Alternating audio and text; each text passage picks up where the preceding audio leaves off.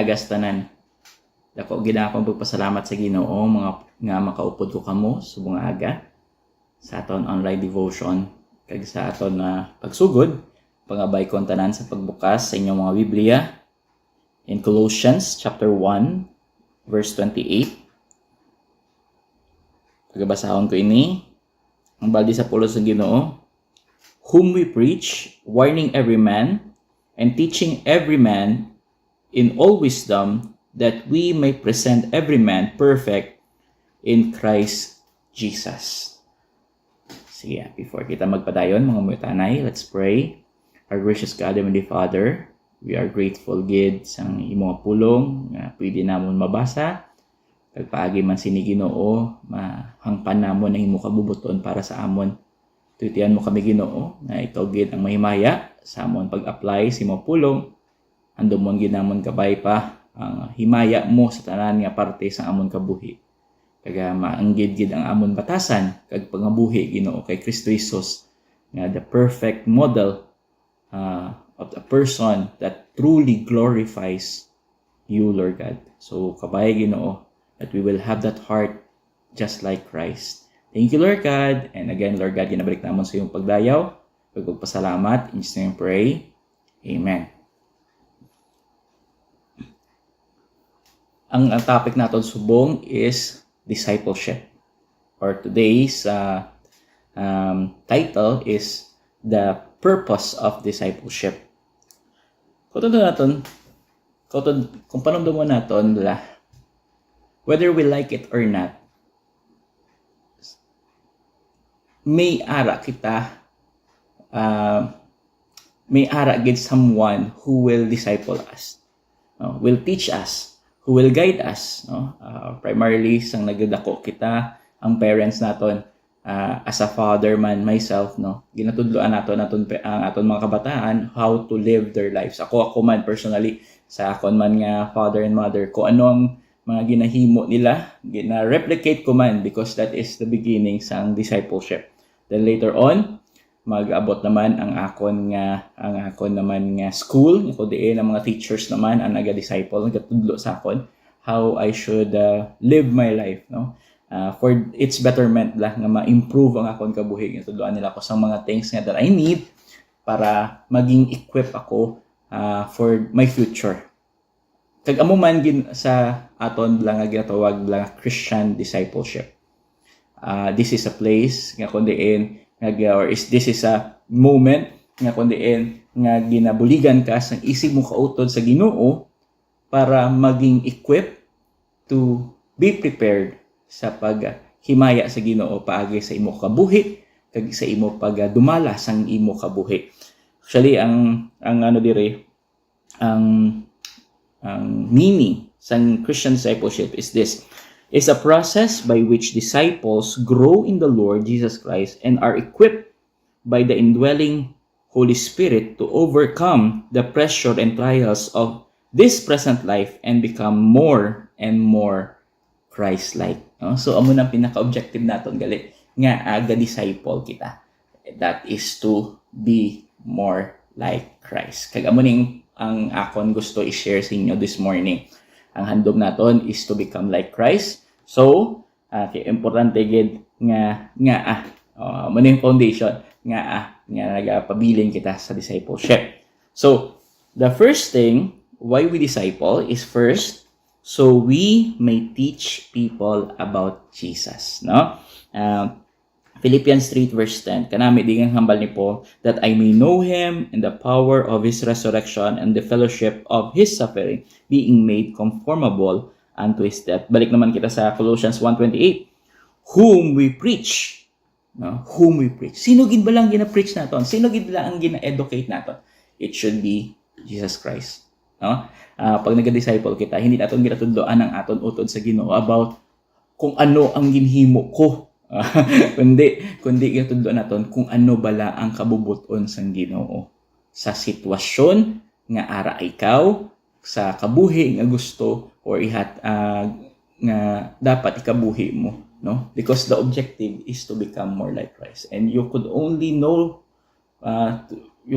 follow Christ if you know Christ. No? So objective ginato na nga, di ba? Ang totality sang aton discipleship, ang purpose sa discipleship is to be like Christ. So ang objective sa mga disciplers is to teach their disciples about Jesus Christ. No? Muna gani, very important gid nga in spite na ginabuligan naton sila sa aton bala sa ilang nga pagpangabuhi, hindi kinaton pagkuhaon si Jesus Christ nga amo nang pinaka-total objective sang discipleship. No? Dapat hindi gid malipatan si Jesus Christ, hindi gid malipatan ang iya pulong sa every discipleship nga aton i-undergo. No? Tudloan din naton sila kung sino siya. Because madamo sang tao gatalang sila.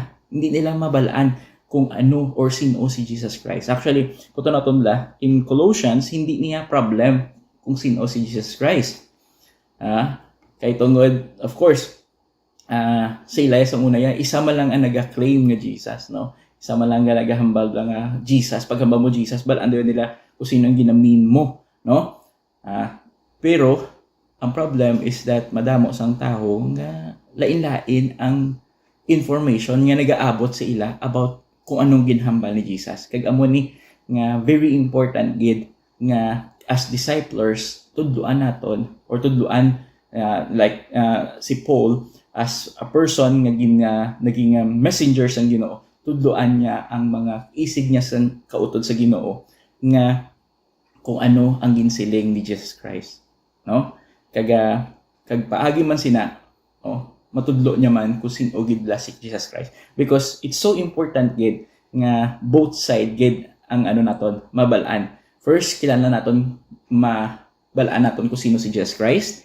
Kag second, mabalaan naton kung anong ginhambal ni Jesus Christ. No, so that hindi kita magtalang, because both knowledge magahatag sa aton sang sound doctrine. No? Kung kilala naton si Jesus Christ, then kung ano man ang mabatian naton nga ginsiling ni Jesus Christ, pwede naton na mabalaan, trial and error kung matuod gid bala ang ginsiling sang amo ni nga person about kay Jesus Christ or about sa ginhambal ni Jesus Christ, or mabalaan naton bala kung anong ginsiling sang amo ni nga person about kung sino si Jesus Christ based sa iya ginsiling. Okay? Di ba? May mga people na naghambal na Jesus Christ is only man. Pero hindi mo nang ginhambal ni Jesus Christ. Di ba? Di ba? I and my Father are one. So, importante gid that kag amuning opportunity naton to educate people about Jesus Christ, it is through discipleship, no? Nami gid nga sa Sunday kita, may message kita, may batian naton preaching every Sunday, pero nami gid nga may discipleship kita nga kundiin may mga personal question nga pwede naton masabat. Amo man gid sa sa panimalay, no? As parents, very important gid nga ikaw as a person nag-grow ka man spiritually, kag kakabalo ka man about kay Jesus Christ. Nga man, because ang aton kabataan is aga ka-lead sila sa misunderstanding kung sino si Jesus Christ. And so, hindi na sila nag-believe kay Jesus Christ because kita man, hindi man kita well-educated sa iya ginhambal kag sa iya mismo. No? So, it's so important gid nga actually ang discipleship Christian discipleship mag-start dapat sa panimalay. So that's why in spite that nami gid nga ang aton church is devoted or should we say focused on discipleship, pero ang nami gid mag-start ang discipleship sa home, no? So discipleship must center towards Jesus Christ. Center sa iya nga characteristic kag sa iya nga mga ginpanghambal, no? Kag amo ni ang second point ko subong nga adlaw. No, ba niya diri balik siya sa Colossians chapter 1 verse 28 naman niya, warning every man and teaching every man in all wisdom. So, the second point is to warn. The second reason why we disciple is because we should warn and give wisdom according to God's word. 2 Timothy chapter 3 verse 16, sabi ba sa Paul sang Ginoo, all scripture is given by inspiration of God and is profitable for doctrine, for reproof, for correction, and for instruction in righteousness. So, ang pulong sa Ginoo, ginsulat di sa mga writers ang mga ginsiling sa Ginoo Kaga amo na nga gusto niya kita instruct kung ano bala ang Christ-like. Ano bala ang kabuhi ni Kristo as a perfect example manahara diri, no? Kag ang mga ginpanghambal niya. So both what I said, no, the characteristic of God, the characteristic of Jesus, the characteristic of the Holy Spirit, ari di sa pulong sang Ginoo, and also ang iya mga ginpanghambal sang sang Ginoo na amay ng anak kag sa balaan niya espiritu, no. So ari diri nakakabutang diri sa pulong sang Ginoo. Kag ari man din nakabot ng ang iya nga mga warnings towards people nga nagalayo kag nagapalagyo sa Ginoo, kag amo na nga very important gid nga i-educate naton sa atong discipleship. Sometimes daan abi nila because we are saved, wala na sa mga penalty ang aton or punishment ang aton mga ginpangbuhat nga kasalanan. The thing is the more nga kay bata ka na sang Ginoo, the more pagid nga maano kita kay may ma-chastise kita sang Ginoo based sa aton nga ginabuhat man, because of course we are loved by God, no. Kag concerned gid siya nga hindi kita magkabuhi kag magtalang sa aton pangabuhi.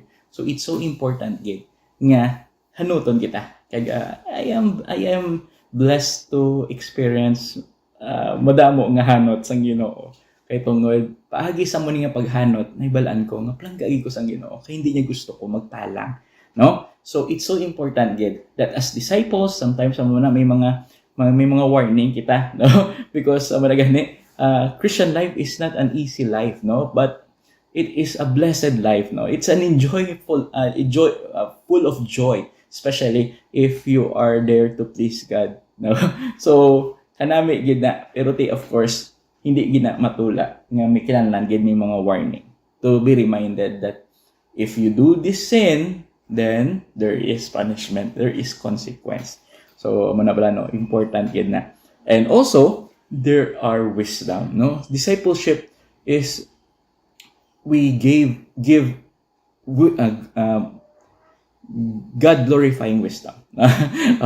Ang objective naton is not to teach them about ang akon personal experience. Munang discipleship, hindi about me. It is never about me. No? It is about God. No? Because ang Ginoo always teaches us kung ano gidla ang mas makapaayo. Sometimes like, tingala kita nga ba ito, ay, ang Christian life nga do puros na ng bawal, no? Kung tanong naton bala, let's be honest, ang tanan nga ginbawal sang Ginoo, kung panumdum mo naton, always leads to destruction. Diba? Inom, sigarilyo, vices, babae, kung ano man lang gina-enjoy naton subong, balaan ginaton. Deep down in our heart, and biskan pa sa mga information naton nakakagabalaan every day, balaan ginaton, it only leads to destruction of the person who applies it sa kabuhi niya. Diba? Kung sa una, wala pa sila kabalo nga pag smoking will kill you. Will destroy your lungs, no? Ang ilimnon, ang imo liver, no? Ang drugs, ang imo utok. Di ba? Ang adultery, fornication, sickness, different sickness, or maybe destruction of the home. Or maybe, kaysa lang balaton, damo lang gibawal ang Christian life. How? Doon, hindi naging kuya. Hindi lang ko maging Christian. Kaya pong ganyang kalipay ko. But the thing is, ang mga kalipay mo na, impermanent na. Kaya ang gusto mo yatag sa atong sang Ginoong matuod nga kalipay. Kaya ang kalipay nga ina, maghalin ng gid sa iya.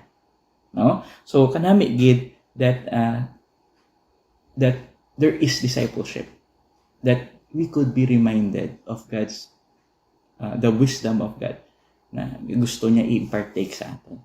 Nga ginhatagan niya kita sang guidance man on how we should live our life, no? Because God is not, hindi siya KJ, hindi siya killjoy.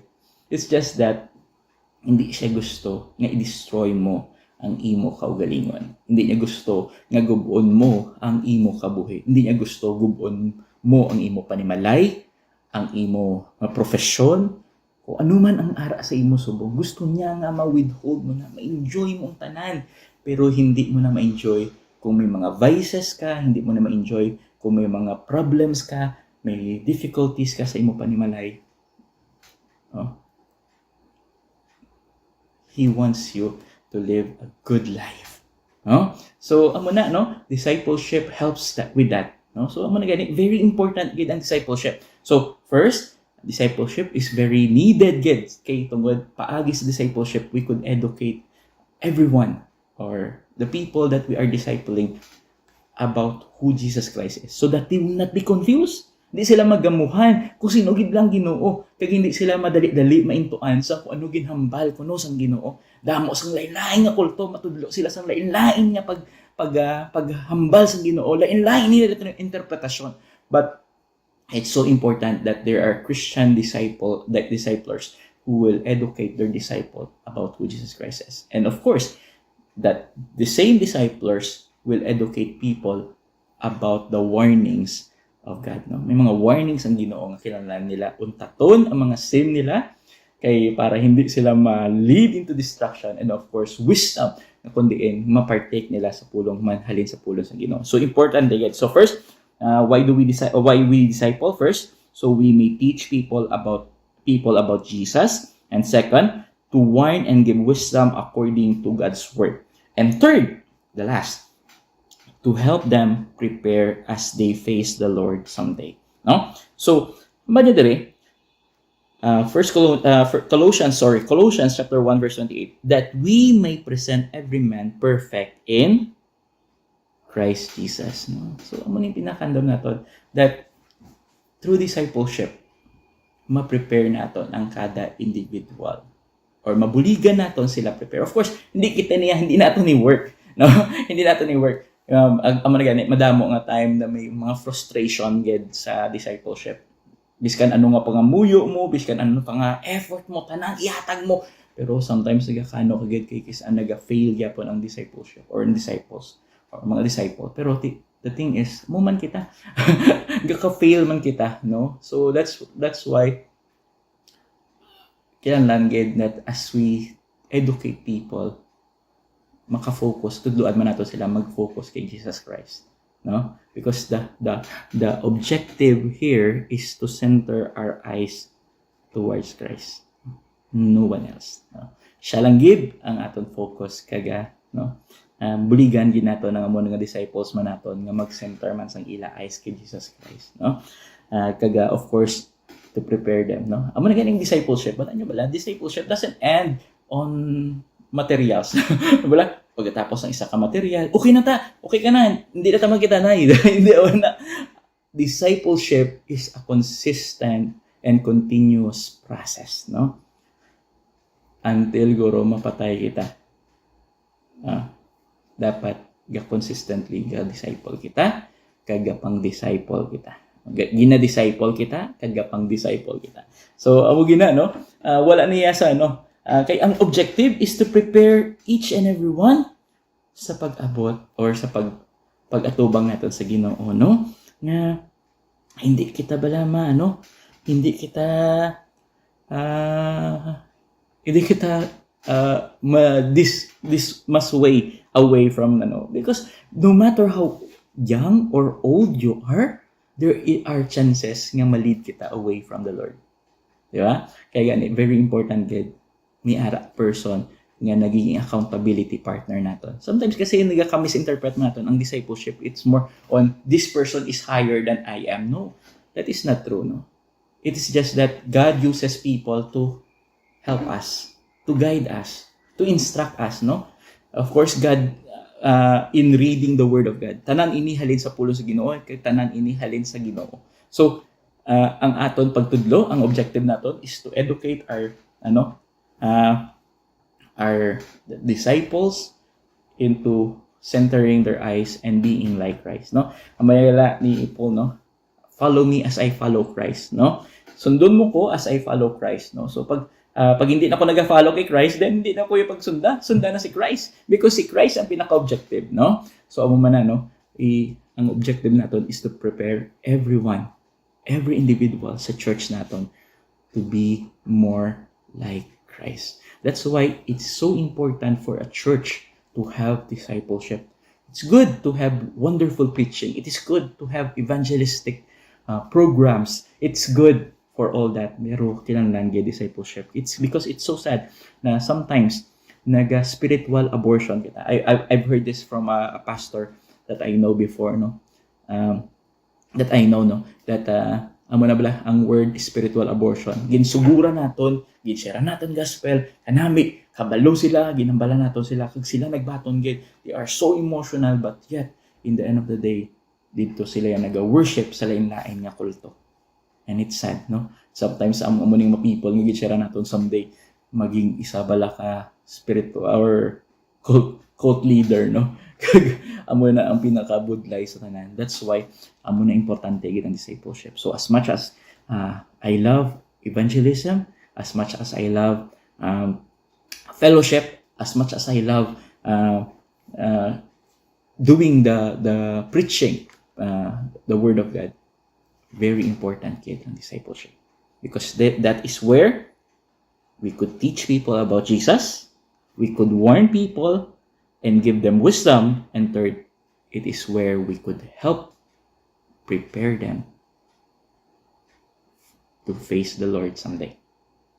Okay? So kabay, nga tanan kita, whether ang atong discipleship is at church, in school, or at home, we will give emphasis gid sa amuning mga foundation. Okay? So kabay, ang pulong sa Ginoo mag-remind sa aton subong adlaw nga sa aton discipleship, we will emphasize Christ sa aton kabuhi. Let us pray. Our gracious God, Heavenly Father, we are grateful for what you have done for us this morning, giving us instruction, Lord God, giving us direction that you want us to disciple so that we could educate our future generation, especially the future Christians, people, that are still growing in their walk with you, who you are, so that they will not fall into misunderstanding or fall, Lord God, into not knowing who you really are or who you really sa kabuhi namon, Ginoo. So we pray, Ginoo, nga i-bless mo gid ang imong pulong, kag remind mo gid ang kada tanan kami, Ginoo, sa amon paglakaton sa imo. Sa liwat, Ginoo, ginabalik namon sa imo pagdayaw, ug pagpasalamat. In Jesus' name pray. Amen.